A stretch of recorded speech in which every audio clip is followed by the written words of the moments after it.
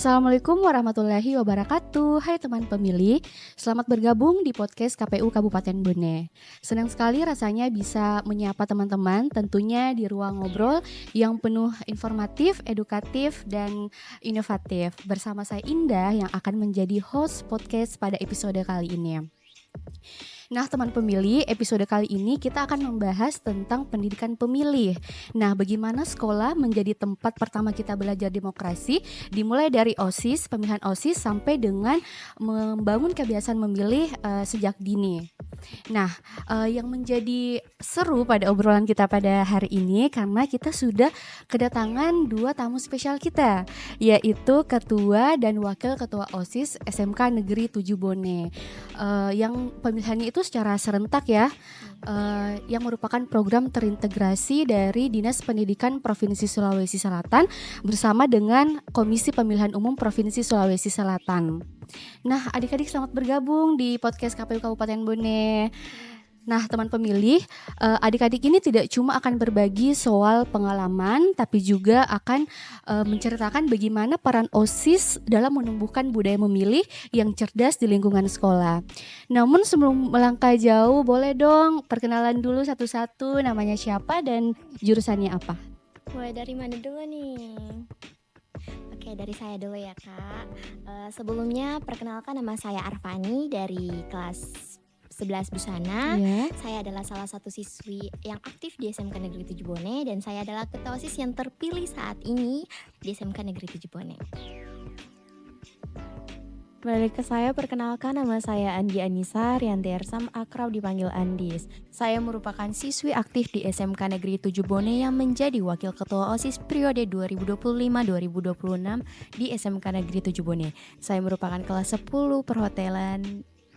Kalau boleh tahu sudah berapa lama menjabat sebagai ketua dan wakil ketua OSIS? Belum ada setahun sih, baru-baru ini. Baru ya, berarti Iya. masih semangat-semangatnya nih. Kalau boleh tahu pasti sudah ada dong pengalaman menjadi ketua dan wakil ketua OSIS ini. Mungkin bisa di-sharing sedikit. Ya, Siapa dulu? mungkin dari Iya, boleh. Anissa dulu ya. Iya, boleh. Baik, ini kan merupakan pengalaman pertama saya mulai dari kampanye sampai pemilihan. Menurut saya dalam pemilihan ketua OSIS ini lumayan berat sih. Apalagi dalam kondisi dimana kurangnya inisiatif para siswa dalam memilih. Tapi bahagianya saya karena saya bisa berhasil terpilih dan saya insya Allah bisa menjalankan semua visi misi saya dan program saya. Keren. Selain itu kan banyak orang anggota OSIS dengan berbagai macam sifat. Ada yang mungkin bisa diatur tapi susah untuk bicara, ada yang bisa diatur tapi susah juga gitu. Mungkin dari ketuanya ada. Pengalaman saya saat ini mungkin belum terlalu banyak ya, tapi tentunya saat ini saya menjabat sebagai ketua OSIS itu ya bisa dibilang berat karena semisal kalau ada kegiatan organisasi yang tidak sesuai ekspektasi orang, yang disalahin pasti ketuanya gitu. Apalagi ini pengalaman baru saya. Sebelumnya saya belum pernah berorganisasi dan setelah berorganisasi di SMK Negeri 7 Bone langsung menjabat sebagai ketua OSIS. Jadi kayak di sini saya baru belajar tentang bagaimana kepemimpinan seperti itu. Berarti tanggung jawabnya besar ya tentunya. Besar banget. Yang bilang ketua OSIS mah enak, bisa terkenal. Kalau saya enggak. Berarti orang tuh biasanya beranggapan kalau kepemimpinan itu berat. Tapi hari ini ketua dan wakil ketua OSIS itu mematahkan statement itu. Karena dua orang di depan saya ini seorang perempuan ya. Tanggung jawabnya berat tapi semoga bisa dilalui dengan ini. Baik adik-adik, jadi tema kita hari ini yaitu pendidikan pemilih.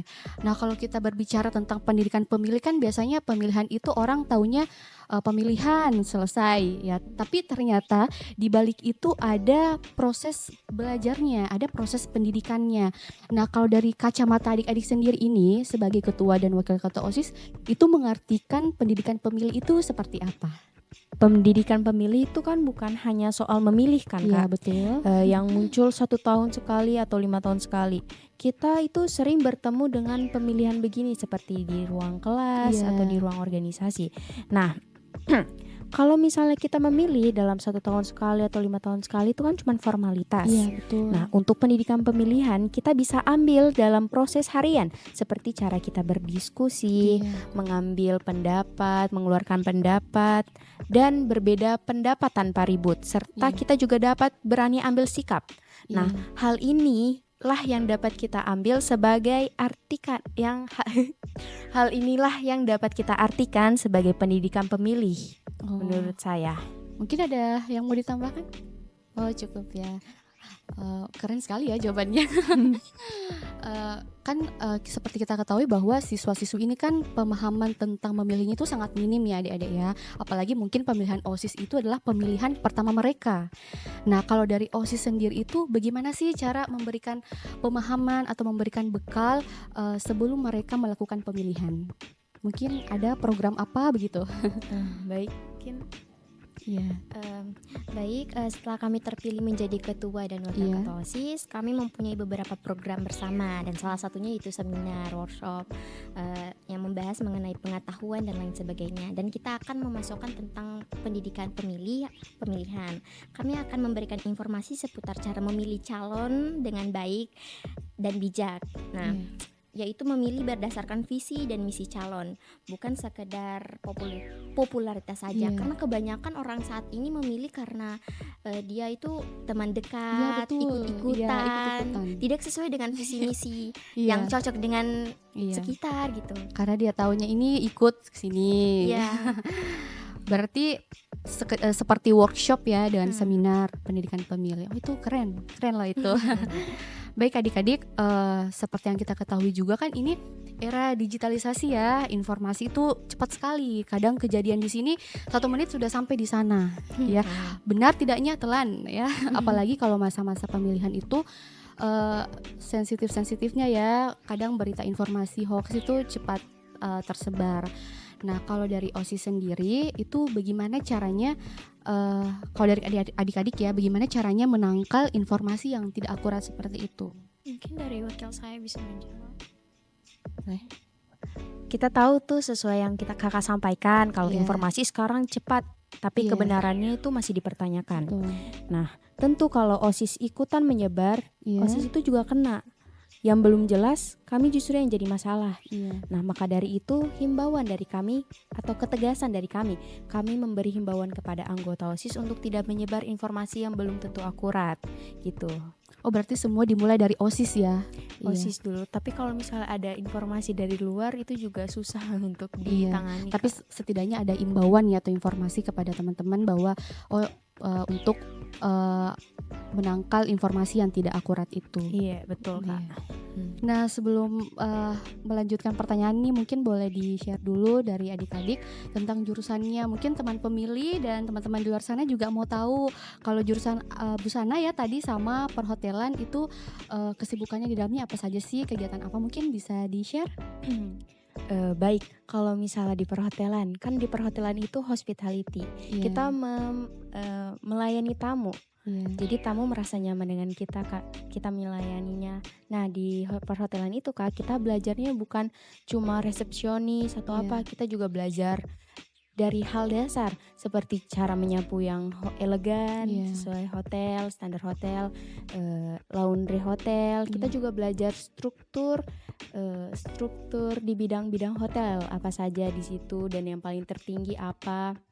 Nah, selanjutnya kita tuh juga punya praktek, di mana praktek ini juga menjadi bekal kami nanti yang kalau mau naik kelas 3 di PKL nanti. Nah, prakteknya ini kayak kita diundang menjadi F&B, pengantar makanan. Kita juga dipanggil di sekolah untuk menjadi resepsionis atau kita juga dipanggil sama guru perhotelan untuk bertugas di acara pernikahan di sekolah. Itu kan ada aula terbuka lebar. Jadi bisalah ada orang menikah, kita yang bantu-bantu, kita juga dapat gaji dari situ Kak. Berarti seru ya kerja sambil digaji. Iya, jadi ada pembelajarannya juga didapat. Berarti kegiatannya banyak ya tentunya. Banyak Kak. Kalau adik sendiri yang ketua OSIS? kegiatan? Kalau dari jurusan saya sih kita belajar tentang bagaimana menjahit baju, Iya, memotong pola, iya, dan tentunya alasan saya masuk jurusan busana sih dari cita-cita saya sih. Sebenarnya awalnya cita-cita saya menjadi arsitek, iya. tapi dari dukungan orang tua saya ingin masuk busana karena Mhm. perasaan kayak saya pikir tuh kalau jadi desainer fashion, kalau mau keluar kita punya ide mau buat baju ya tinggal buat saja, nggak Iya, usah betul. beli di luar lagi, Iya. langsung dari ide Oh, sendiri iya. gitu. Berarti kalau SMK itu lebih banyak, ini ya, kegiatannya, lebih banyak praktiknya di lapangan, begitu? Iya. Oh, iya. Baik adik-adik, mungkin kita bisa lanjut lagi ya ke pertanyaan selanjutnya. Nah, pemilihan ini kan, biasanya kalau kita sudah memilih ya, teman-teman di sekolah itu biasanya sudah memilih, eee, sudah selesai ya, artinya sudah tidak ada lagi.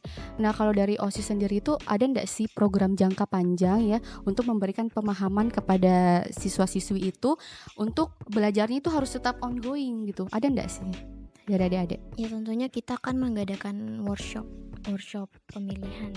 Nah, di sini juga kita akan memberikan materi tentang pemilihan, dan untuk di sekolah kita akan memajang poster Iya. tentang Oh, pemilihan iya supaya keren. siswa-siswa di sekolah kita bisa melihat bagaimana informasi terkait pemilihan Iya, seperti itu. betul. Jadi proses belajarnya itu harus terus berlanjut ya adik-adik ya, Iya. tidak selesai sampai pemilihan itu saja. Mungkin ada ditambahkan dari wakilnya? Kalau misalnya di jam-jam free atau tidak ada yang mengajar, mungkin kita bisa mengajak teman-teman sekalian. Atau misalnya rapat OSIS itu bisa dibarengi dengan kalau mau mencari pemimpin tuh yang begini. Apalagi nanti yang masa akan mendatang ada yang namanya LDKS, latihan Iya, dasar iya. kepemimpinan. Nah, di situ kami juga bisa mengajak teman-teman sekalian, mengundang kakak-kakak KPU untuk Oh datang iya, memberikan betul. materi Keren itu. tentang Tentang iya, pemilihan pemilihan. begitu, Kak. Wah, keren-keren ya ini program dari SMK Negeri 7 Bone. Nah, adik-adik, kan, banyak kan orang beranggapan bahwa ini hanyalah pemilihan OSIS. Kita tidak usah terlalu bereforia seperti apa ya, karena, hanya pemilihan dinilah begitu orang beranggapan ya. Tapi kalau menurut adik-adik sendiri, kenapa sih kita harus belajar dari pemilihan OSIS ini? Apa sih yang bikin, pemilihan OSIS ini, wow begitu? Oh, oke. Baik, saya sama ketua saya sudah sering kali mendengar kalimat, "Wah, paling cuman pemilihan saja," Iya. gitu. Itu sering banget kami dengar. Padahal kalau misalnya itu malahan prosesnya tuh dianggap sepele. Padahal prosesnya itu panjang dan di situ kita dapat mengambil banyak pembelajaran. Nah, kalau misalnya di lingkungan sekolah saja, di lingkungan kecil, Iya, sudah banyak orang yang menganggap hal sepele ini, iya, dan ini kan lingkungan sekolah untuk pembelajaran. iya, Jadi betul. jika ada kesalahan masih bisa diperbaiki. Iya, Nah, tapi kalau misalnya sudah di luar, iya. itu kalau kesalahan sudah dibuat susah untuk Iya, diperbaiki. betul. Jadi baiknya kalau sudah memang di sekolah itu kita belajar bersama-sama. Jangan menganggap sesuatu itu semuanya sepele. Kita harus belajar Iya, bersama-sama. betul. Seperti yang saya bilang tadi ya, bahwa pemilihan OSIS itu adalah pendidikan pertama ya bagi siswa-siswi, atau bekal mereka ya untuk menghadapi dunia luar nantinya. Ada tambahan dari ketuanya mungkin? Oh, tidak ya. Sebenarnya pemilihan OSIS ini teman-teman adalah, hampir mirip dengan pemilihan umum, yang membedakan hanyalah skalanya ya. Kalau di OSIS mungkin ya skalanya lingkungan sekolah, ya tapi kalau pemilihan umum itu tentu skalanya besar. Kalau pemilihan OSIS itu sendiri ada kampanye? Ada. Ada? Kita menyediakan ada ruang khusus untuk kita kampanye. Jadi Oh. semua siswa berhak memilih tanpa ada ikut-ikutan dari orang Iya. lain. Jadi dia punya hak suara sendiri Mhm, gitu. Jadi kita bisa membangun ruang komunikasi, iya. saran-saran, kritik. Jadi ada jembatannya gitu, Iya, penghubung iya. antar siswa dan calon ketua OSIS-nya. Debatnya juga ada? Debatnya juga ada. Berarti memang mirip ya. Mirip banget. Hanya skalanya ya yang Iya, membedakan. hanya skala kecil ini di sekolah, jadi masih bisa diperbaiki. Adik-adik ini pemilihannya kalian sendiri yang mengatur ya, atau menjalankan, atau justru ada peran guru di dalamnya? Bagaimana sih peran guru itu dalam pemilihan OSIS sendiri? Selama saya menjadi wakil ketua OSIS, sebelumnya tuh ada peran guru. Tentunya sebelum kita mulai menjadi wakil ketua OSIS, kita harus diwawancarai dulu. Dan itu wawancaranya langsung oleh ibu kepala sekolah kami. Jadi ibu kepala sekolah kami menilai apakah kandidat ini cocok atau tidak, apakah program-program yang dibuat oleh kandidat ini cocok atau tidak untuk perkembangan di sekolah. Jadi setelah ada peran guru, kita juga meminta izin di setiap kelas untuk kampanye. Jadi guru-guru juga turun tangan dalam bertanya, atau dia juga turun tangan, bahkan guru juga memilih, Kak. Oh iya, berarti tetap ada pengawasan ya dari guru. Ada ditambahkan mungkin? Iya. Dari pengalamannya pemilihan kemarin seperti apa? Ya, terus untuk pembina OSIS dan tentunya dia membantu kami untuk bagaimana cara pemilihan akan dimulai. Kita akan membagikan seperti KPU, Bawaslu, yang itu pastinya didukung oleh pembina OSIS kami. Jadi adik-adik ini nanti yang akan melanjutkan ya program pemilihan nanti yang akan datang ya. Maksudnya pemilihan nanti kan adik-adik yang akan merencanakan ya pastinya. Nah, dari adik-adik sendiri ada ndak sih program bagaimana caranya menciptakan pemilihan yang bersih, jujur, dan bertanggung jawab? Karena kan susah kan, apalagi siswa-siswi itu masih sangat minim pengetahuannya, dan bagaimana mungkin program apa yang bisa OSIS berikan gitu. Baik, untuk kami pemilihan yang bersih adalah pemilihan yang sedang dari awal prosesnya itu sudah bersih. Nah, karena kalau dari awal prosesnya saja sudah ada yang curang, kami yakin dan percaya bahwa yang terpilih nantinya akan rapuh dan tidak dapat memimpin suatu organisasi tersebut. Nah, makanya itu kami akan membuat program di mana kami akan memantau sendiri bagaimana proses pemilihan dari awal sampai akhir hingga terpilihnya salah satu kandidat menjadi wakil ketua dan ketua OSIS periode selanjutnya, Kak. Ada tambahan? Mungkin ada tambahan. Di OSIS kami menekankan kampanye yang santun, aturan adil untuk semua kandidat dan sikap jujur. Dan mungkin karena adanya kampanye santun ini, mungkin semua kandidat-kandidat tidak akan melakukan hal yang Iya. Baik adik-adik, sebagai pertanyaan penutup ya, mungkin ada pesan dan harapan adik-adik ini untuk generasi muda ya yang akan melanjutkan organisasi sekolah ke depannya seperti apa? Baik, mungkin saya akan menyampaikan pesan saya, Kak. Pesan saya sederhana, tapi penting. Jangan pernah meremehkan satu pilihan. Memilih itu bukan soal mencoblos atau ikut acara, tapi memilih itu adalah mengedepankan masa depan, bagaimana nanti masa depannya, bagaimana nanti tanggung jawabnya. Jadi gunakan hak suara kamu sesuai dengan apa yang kamu dukung, jangan ikut orang lain. Mungkin harapannya boleh disampaikan oleh ketua saya. Baik, dengan harapan saya siswa mulai berani memilih dengan kesadaran, bukan karena tekanan, popularitas atau ikut-ikutan. Karena kebanyakan saat ini memilih karena ikut-ikutan. Betul. Nah, terus berani beda pendapat dan berani bertanggung jawab atas pilihannya sendiri. Itu. Oke, sangat keren-keren ya jawaban dari adik-adik kita ini. Dan itu tadi sudah dijawab ya tentang pesan dan harapannya untuk adik-adiknya nanti ya yang akan melanjutkan kepemimpinan di sekolahnya. Dan cara mereka menjawab dan menyampaikan juga sangat tergambar bagaimana serunya berdemokrasi di sekolah ya. Teman pemilih, seru sekali kita sudah ngobrol ya, berdiskusi bersama dua tamu spesial kita hari ini dari OSIS SMK Negeri 7 Bone ya. Terima kasih banyak sudah mampir di podcast KPU Bone ya. Semoga adik-adik ini sukses semua ya. Tidak ada kendala dalam menjalankan embannya sebagai ketua dan wakil ketua OSIS. Pokoknya happy-happy saja lah ya, fun-fun saja. Jangan dianggap itu sebagai beban. Selagi adik-adik ini masih muda, silakan bereksplorasi seluas-luasnya mungkin. Ya, dan jangan lupa nanti di pemilu yang akan datang gunakan hak suaranya dengan baik dan bijak ya. Iya. Baik teman pemilih, semoga apa yang kita bahas pada hari ini bisa menambah wawasan dan menyadarkan kita bahwa satu suara itu sangat berarti, punya arti besar, bahkan dimulai dari lingkungan sekolah. Baik, sekedar informasi juga ya adik-adik bahwa OSIS ini juga membantu program peningkatan partisipasi pemula untuk pemilu dan pilkada yang akan datang ya 2029 nanti. Adik-adik ini sudah melakukan perekaman KTP? Belum. Oh, belum ya. Sebagai informasi tambahan juga bahwa untuk melakukan perekaman KTP itu ada 5 titik ya. Itu bisa di kantor pencatatan sipil, bisa di Mall Pelayanan, bisa di Kecamatan Kajuara, Kecamatan Ajangale, dan Kecamatan Lepariaja.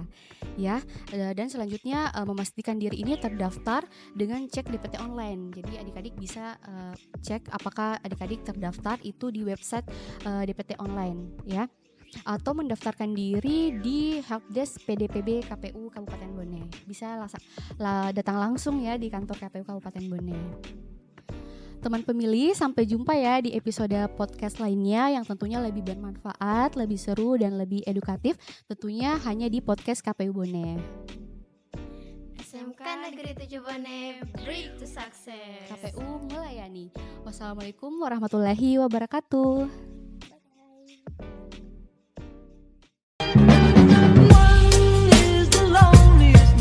That you'll ever do. Two can be as bad as one. It's the loneliest number since the